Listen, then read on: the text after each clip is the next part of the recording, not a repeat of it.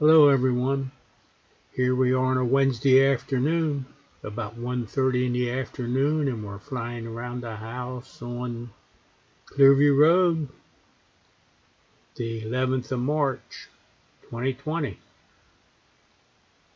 And the digging in the backyard looked like it might have been a swimming pool going in, or it might be a swimming pool going in.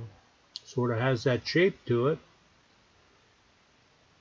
Pretty nice day today, overcast. Temperature in the mid-40s with a slight breeze blowing, but not too bad. And the usual will apply down in the comment section. There'll be a link down there. You can click on that and go back and check the previous video to see what might have happened since yesterday or the last time we was out here flying around. Have a good day, everyone. We'll catch you later.